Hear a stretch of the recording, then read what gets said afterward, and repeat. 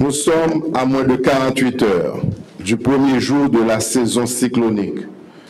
Une longue saison qui dure 6 mois et pendant laquelle le gouvernement et la population restent très attentifs à l'évolution de la météorologie dans le bassin de la Caraïbe.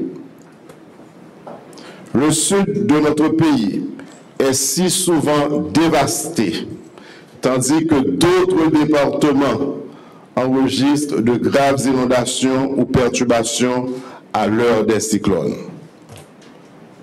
Même si nous avons tous l'impression qu'il s'agit d'une réunion préparatoire traditionnelle, elle n'en est pas moins très importante, d'autant plus qu'elle va certainement nous permettre, premièrement, de discuter de certains points essentiels en ce qui a trait à nos responsabilités, nos prévisions et nos inquiétudes. Deuxièmement, de faire le point sur le possible en ce qui concerne le matériel disponible et ou nécessaire. Troisièmement, enfin, de passer en revue notre capacité d'organisation et d'action en cas de catastrophe naturelle. Face aux graves conséquences des plus terribles cyclones et ouragans dévastateurs qui traversent notre pays et la région Caraïbe, les autorités haïtiennes ont conçu et amélioré depuis une quinzaine d'années un plan national de gestion des risques et des désastres. Ce plan comprend une définition claire des responsabilités, de l'organisation, de la direction et du contrôle de la gestion des risques et des désastres. Il détermine les actions à entreprendre dans les phases de préparation, d'alerte, de réponse, de réhabilitation et de reconstruction. C'est le moment de rappeler à l'attention de chacun de vous en particulier et du public en général qu'il existe un comité national de gestion des risques et désastres, le CNGRD, lequel regroupe les autorités au plus haut niveau de l'État et des représentants de la société civile. Présidé par le Premier ministre ou par délégation par le ministre de l'Intérieur et des collectivités territoriales, le Comité national de gestion des risques et désastres est composé des personnalités suivantes.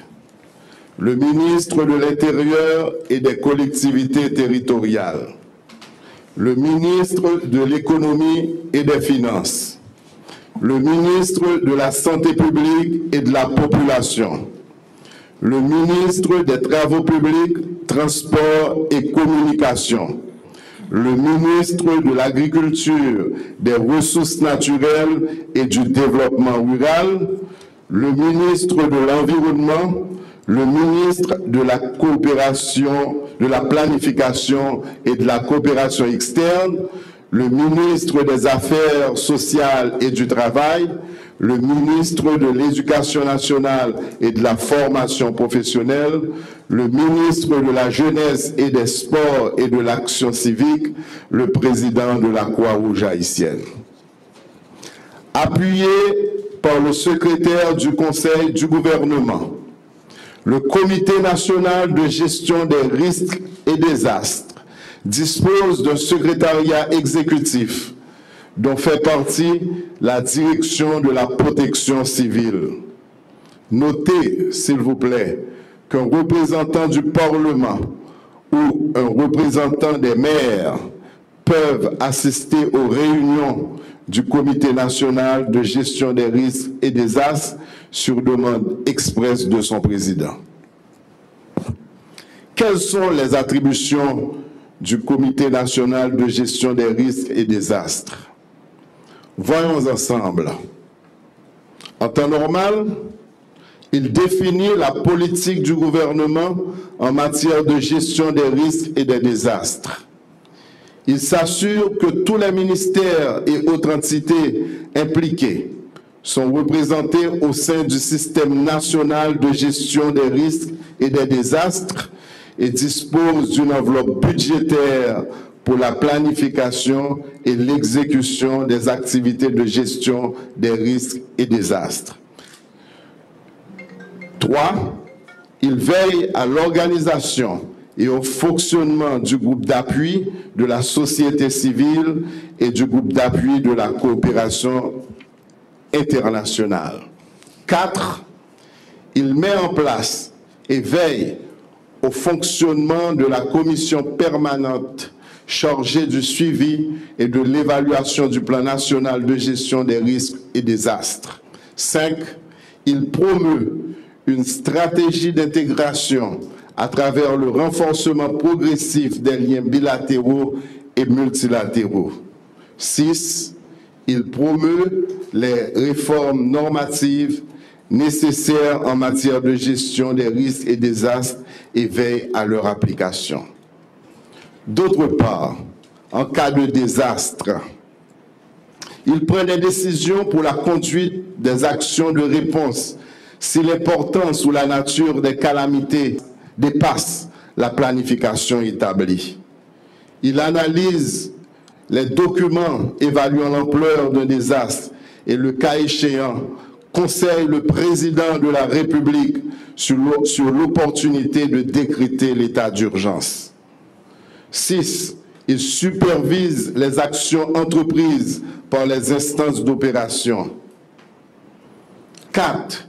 Il déclare l'entrée de la phase de réhabilitation et de reconstruction sur rapport des secteurs ministériels compétents. Et enfin, il établit les priorités des acteurs en matière de relèvement et de construction. Maintenant, je vous invite à retenir que la mise en place du système national des risques et désastres tient compte aussi bien de l'aspect participatif que de la décentralisation. Les acteurs sociaux et les autorités locales sont impliqués, doivent être impliqués, tant dans la problématique que dans la recherche de pistes de solutions. On retrouve dans tout le pays des comités départementaux, communaux, locaux, avec des autorités publiques comme les maires, le CASEC, la police, le juge de paix. Enfin, le ministère de l'Intérieur et des collectivités territoriales est l'organe du pouvoir exécutif qui porte le dossier du système national de gestion des risques et désastres.